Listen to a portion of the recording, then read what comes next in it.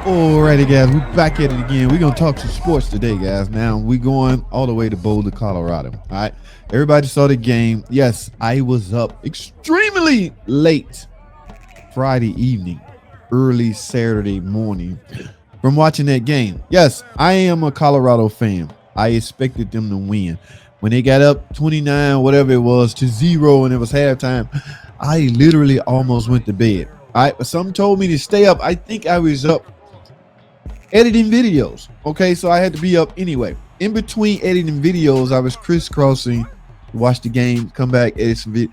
And as I kept crisscrossing, the other side score started going up. Yes, we all know what happened, guys. They came back and won the game in double overtime. Embarrassing for Colorado.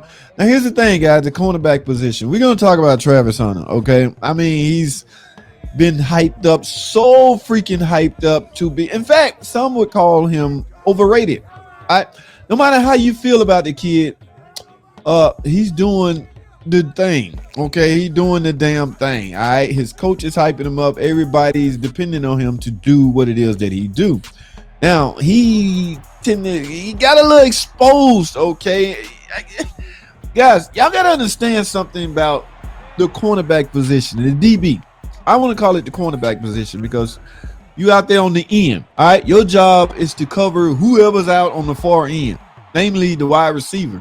All right, those guys do not want to run in routes because you can get hit going inside. All right, and cornerbacks are no different. They don't want to get hit. In fact, they hate contact. All right, in some cases, that's why they play that position. But we're not going to go there. What I'm talking about is the DB position. I played that position. All right, let me tell you something about cornerback position. You have to be extremely fast and quick. More importantly, you have to be quick, okay? Now, you can be not so fast and be quick and be a successful cornerback. Richard Sherman did not have world-class speed. However, he was smart. What he lacked in speed, he gained in smart and quickness. Okay, so now here's the thing about that position, guys. You got to understand football. Okay, you got to understand plays. You have to understand that when you're in a 3rd and 20 situation, the offense, that is, you on defense. If that offense is faced with 3rd and 20, naturally they're going for a bomb, right? They're going for a higher percentage. No, not so much higher percentage. They're going for a deep ball. Okay, so if you're a cornerback, you're going to lay low 10 yards off of the wide receiver because you don't want him to blow by you, all right? That's what I say, guys. World-class speed wide receivers do not have an advantage unless their major advantage come when the DB is right on them. Yes, if you side by side, you run a 4-2, and the guy that's guarding you running 4-5, there's a chance you can blow by him. All right. Now, but that's not the case. Football is a game of smart, a game of common sense. Every guy that watched footage or film of the opposing team pretty much got a pretty good idea what they got a pretty good. They study these plays, they study these guys, and they got a pretty good idea how fast these guys are. So if the night before, let's say you're faced with a guy, the wide receiver, he won the 40. He run a 4-2. You know you a 4-5. Yes, you're gonna play him differently. That's what I say about Travis Hunter. He do not have world-class speed. However, he's extremely quick. Okay, that is something a coach that had world-class speed cannot coach. You cannot coach world-class speed. It's a gift, guys. If you don't have it, you just simply don't have it. Now, like I said earlier, you can counter that by being extremely quick and smart. All right. Yes, there are, in fact, vice versa for wide receiver. There was some Michael Irvin couldn't have been no more than a 4-5 or 4-6, but he was a Hall of Famer wide receiver. Not because he was fast, it's because he knew how to play his position, guys. All right. Yes, you got to be able to run. Don't get me wrong. You can't be a slow wide receiver. However, you do not have to have world-class speed to be a successful wide receiver. That's a little different in the cornerback position. The cornerback position, you have to be quicker than the guy you guarding, and you have to be faster than the guy you guarding. Okay, think about that for a second. You got your reaction is based off what you seeing the guy you covering do. That is an extremely hard position. That's why, in my opinion, cornerbacks should be paid more than wide receivers. They reaction time got to be so quick. A wide receiver that can cut and juke, that cornerback got to be right there with him in order to stick with him. That's what I say, man.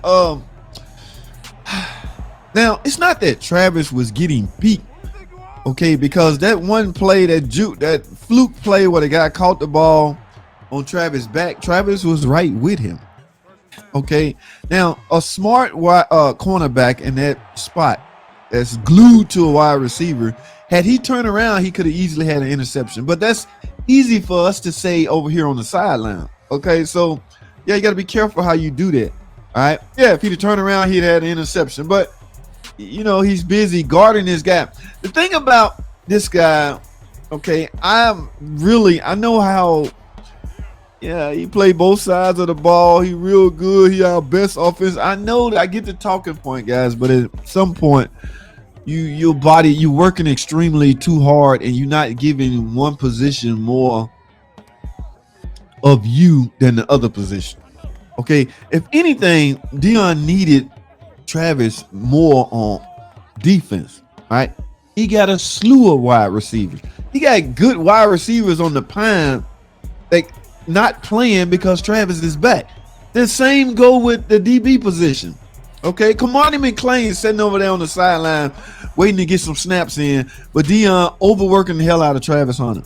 All right, now I'm not no coach. I can't tell Prime what to do. Prime know what he's doing, and he think what he's doing is best for the team. That's the position he's in. He's entitled to those decisions that he's making. He also have to live with those decisions he's making. Okay, because he caught a lot of flack from pros, from regular people, from everybody, man. Okay, you working this guy to death, and he's just not cutting it. He caught 2 touchdowns. Whoop-de-doo. All right. Anybody that played those routes or whoever ran those routes, it was an inside route. Anybody that ran across there would have caught that ball. I'm not saying they would have scored a touchdown. However, it probably would have had similar results. In other words, it didn't have to be him. Okay, you need his full attention at that cornerback position, especially when you playing a team that's offensively explosive. All right, yeah. So maybe that wasn't the case. Maybe they didn't think that was the case. They went in knowing we playing a 1-4 team. It should be a blowout, and quite frankly, it was in the first quarter. Now I'm not gonna rehash that whole game because everybody saw what happened. I just want to touch on the cornerback position, man. If you're gonna be a top cornerback, your sole job in life is to stop the guy you guarding from catching the ball. If you're not 100% rested, prepared, that's just not going to happen. Okay, quite frankly, you can stick, the opposing team can stick a 4th string wide receiver on the sideline. All right, just run bombs. That means that cornerback that's guarding you going to have to run with you because he don't know if they're going to throw you the ball or not. All right, so all you doing is tiring him down. Okay, the offense get back on the field. You got to get back out there. You tired because the opposing team stuck a 4th string wide receiver out there just to merely, it could be a running play. He can run in 50 yards deep and got you running stride for stride with him. You expanding, sponging energy, guys.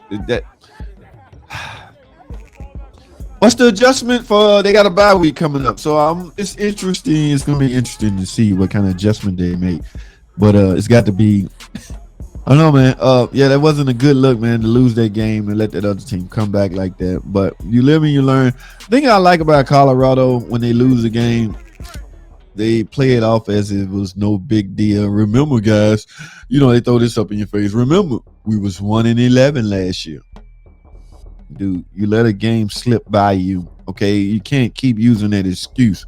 And yes, people, it'll die down after a day or two, okay? The hype is built right back up 3 days later. That's the prime effect. Okay, whether they win or lose, 3 days later they're gonna be back on the top, back in the news, back on the internet. I cannot help but follow them. Number one, I like the team because Dion is coaching them. All right, so I'm right there with them. All right, win, lose, or whatever. Even if they lose, matter of fact, I'm with them more when they lose. So go figure. It's yeah, it's crazy, man. When you journalists following, it's just crazy. But however, it's going to be interesting to see the adjustment they make. The defensive coordinator caught a lot of flack because they gave up a lot of yards in the second quarter. What did he go wrong? Where did he go wrong? What did he do? What bad decisions did he make? Was the players all at fault, or was it the scheme? That one guy, they could nobody guard him. They throwed everybody at him. That guy just had a real good game. It happens from time to time. There on the basketball court, you can't. It don't matter who you put on Jordan, he's still gonna score 80. There's nothing you can do at that point. And that was the situation here. So I can't wait till they got a bye week coming up. Like I say, I can't wait to see when they get back going. Travis will be 100% by then, but that wasn't an excuse for the way he played his previous game. Okay, they ruined the golden opportunity. Oh my goodness, man. So I'm gonna leave that alone, but I just wanted to touch on that DB position. Again, I played defensive back, I played cornerback.